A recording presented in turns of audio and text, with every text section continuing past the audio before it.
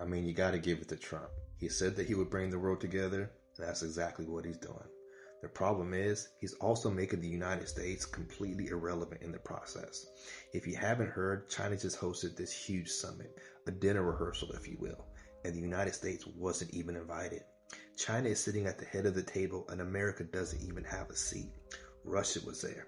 India was there. Iran, Pakistan, even Kim Jong-un showed up to the after party. All of them together deciding what dish they could bring now that America isn't catering the event. They discussed plans to trade in their own currency instead of the US dollar, a way to completely bypass American banks so that Washington can no longer freeze their deals or block their transactions. They talked about building their own emergency fund, a backup to the IMF, so that when countries go broke, they don't have to sell their economies off to US corporations just to get a bailout. They talked about using China's GPS system instead of ours. They talked about laying down pipelines and railways that avoid US control. They talked about setting up digital payment networks that make American sanctions almost useless. Dish by dish, they're preparing for a world not catered by the United States, and everyone is bringing something to the party. China is bringing the checkbook, the satellites, the leadership. Russia is bringing oil, gas, nuclear weapons, forestry, farmland. India has 1.4 billion people, the fastest growing economy on earth. It's bringing code, engineers, factories. Turkey has a bridge between Europe and Asia controlling pipelines and railways. It has the Bosporus Strait, one of the most critical waterways on earth. Iran has oil and gas. Iran has the Strait of Hormuz, one of the world's most important shipping lanes. Iran also has decades of practice surviving US sanctions. Pakistan has nuclear weapons. Pakistan also has a massive young population. It also has geography that connects Central Asia to the Arabian Sea, opening up trade routes and ports and pipelines. Central Asia has oil, gas, uranium, rare minerals. It also has the Silk Road corridor, the bridge that connects the east to the west. Whoever controls those routes controls the flow of goods, energy, and armies across Eurasia. The world is preparing for their independence. For decades, we told ourselves that the world couldn't function without us, that the dollar was irreplaceable, that no global deal would happen without Washington's blessing, that we were the glue holding it all together. But with great power comes great responsibility, and America has been grossly irresponsible with that power. So while we were busy bullying the world into submission, they were quietly building a plan B. And this Tianjin summit was the reveal of that plan B. A dinner rehearsal for a world where America is not at the table, where America is not providing a dish. Trump called himself the peace president, the man that would end forever wars, the man that would bring the world together. Well, the world is coming together, and the plan isn't to attack America and to start another war. The plan is to build a future where America doesn't even matter at all. Donald Trump just ordered the kill shot. Are you guys in favor of sending U.S. military forces against the drug cartels in Mexico? Trump wants to take the fight to El Chapo's front yard. Wow. We're talking about sending military forces to fight against the drug cartels in Latin America. Do you think it's worth sending our forces, our U.S. forces there to take this on? Cartels where? Central Latin America. Well, Latin America's got a lot of cartels. They've got a lot of drugs flowing. So, we want to protect our country. We have to protect our country. We haven't been doing it for 4 years. And we love this country like they love their countries. We have to protect our country. So, we're playing a tough game. So allegedly, the CIA is already sending drones to Latin America, and that they're actually working on this case a lot faster than the media is actually covering it. But again, are you guys in favor of the U.S. military to go into Mexico and fight the cartels? But don't forget to follow for more news and finance information. God bless. Hey guys, how you all doing? Welcome back again to the channel. Thank you so much for clicking to watch this video. So the first clip of this video, I think this guy is trying to say that Trump is the one, that he is trying to bring everybody together, that he is trying to make America great again. Like I just wish that and hope that what he is doing right now is close to that. At least if he's able to bring everybody together if he's able to make America great again, bring it back the American dream, I think that would be very, very perfect. Okay, and I don't know, but even if Trump is trying to create peace, harmony, or all of that, like why did he cut the Medicaid? You guys know that cut that millions of people who were once eligible for the Medicaid has been cut off, and that Medicaid was to help people, the privileged people, the poor people, people who cannot afford to pay for their healthcare system.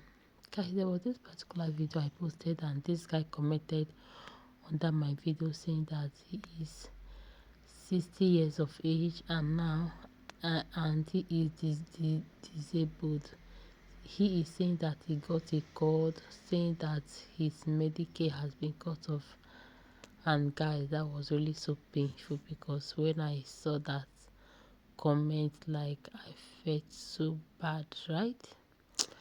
Anyway, guys, you watch the remaining clip of this video and let me know what you think about them in the comment section. Somebody told me today that the reason he voted for Trump is because Trump wants to keep men out of women's bathrooms. And I swear to God, I felt my brain cells disintegrate. The same way they do every time I hear one of these ignorant fucking mouth breathers parrot the same tired, fear-mongering bullshit. And I answered it the same way I do every time, which is first, trans women are women, and if you don't like that, go choke on a football, you intolerant fucking bigot. And second, in your made-up fantasy land where you attack one of the most marginalized groups in America for the crime of existing under the guise of protecting the women by electing a rapist, how's he gonna fucking do it? And is he gonna station somebody outside every public bathroom in America to make people pull their pants down and check their parts to make sure they match his bullshit made-up agenda? Because if that's the case, what about folks with XX chromosomes and XY parts? Or vice versa? Or intersex folks? Or any of the other people that you conveniently forget about every time you fight this bullshit culture war? What about them? They just want to go in there so they can harass women, so we'll just make it illegal. Let me learn you something, Cletus. It's already illegal to go into a bathroom to harass women. So something tells me that if that's their goal, which it's fucking not, then the legality of Donald Trump's made-up fucking law isn't gonna do dick. I can tell you where this fucking road leads. It leads to people sitting outside bathrooms going, you don't look female enough, or you don't look male enough. And I can pinky fucking promise you that hurts more people in the end than somebody using the bathroom they feel fucking comfortable in. Get fucked. We have some big news right now. Donald Trump just completely undermined his entire immigration argument. He was asked today why they were targeting farmers and hotel workers in California and elsewhere. And his response was, quote, "We can't take farmers and take their people and send them back because they don't have what they're supposed to have," referring to legal papers. You were supposed to throw them out. You know what happens? They end up hiring the criminals they have come in. Now apply that across the board to jobs across the country, and the application remains the same. Today, Donald Trump caved on his policy targeting farmers and targeting hotel workers, but it applies in all industries across the country. By deporting undocumented workers in various industries, it creates a vacuum. Industries can't hire as many people. People are scared to come to work. And the people that want to work for these industries may not be the best or most qualified. And so Trump's statements today completely undermine his immigration argument when it comes to enforcement, and it looks like things are going to change at least a little bit. Spread the word so more people know, and follow along to stay up to date on all the news you need to know about. Donald Trump's tiny-fingered Truth Social meltdowns have become so commonplace at this point, I think we have grown numb to them. And that was until Gavin Newsom came on the scene, started mocking Trump, imitating his all-cap style, and it's driving MAGA crazy. But it is clearly getting into Donald Trump's head as well. But it is not the only way Newsom is doing so, obviously fighting back with his redistricting effort in California. And all of that is leading to an insane Trump post that we are going to get into. But before we do, if I could quickly ask you to leave a like on this video. And if you haven't already and you enjoy our channel, to hit that subscribe button, because it goes a long way in supporting our work. Now, before we can get into how Donald Trump melted down on Truth Social in the latest example of Gavin Newsom dropping and hitting Trump with a knockout blow, I want to start with a bit of context, and it comes from Chris Hayes breaking down all the beautiful Newsom trolling. California Governor Gavin Newsom and his team have figured out a very entertaining way to deal with Donald Trump at his own rhetorical level. They've got a new social media strategy that is both, I got to say, pretty damn funny and I think extremely effective, mocking the president with a spot-on impression of his very weird communication style. Since Newsom jumped into the ongoing redistricting fight, his official Twitter account has been posting Trump style. Donald is finished. He is no longer hot. First the hand, so tiny. And now me, Gavin C. Newsom, have taken away his step.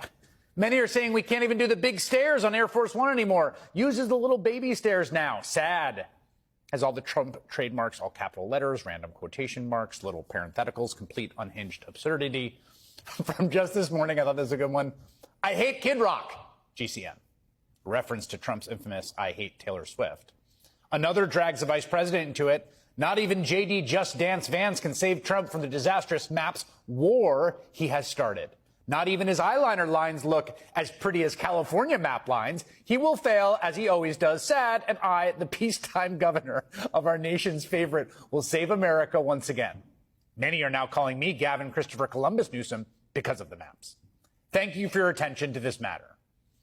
Beyond the mockery of Trump's text posts, Newsom has also been posting Trump-style AI-generated images of himself, including this, I think, absolute masterpiece of Newsom deep in a moment of reflection or prayer, flanked by 3 MAGA icons and the laying of hands, Kid Rock, who he hates, Tucker Carlson, and the angelic spirit of the recently departed Hulk Hogan. Again, a spot-on mockery of Trump, who isn't doing any of this satirically. What has been equally hilarious has been to watch the joke just go soaring over the heads of Trump's sycophants in the media. For the last week, Gavin Newsom, why am I giving him advice? You have to stop it with the Twitter thing. I don't know where his wife is.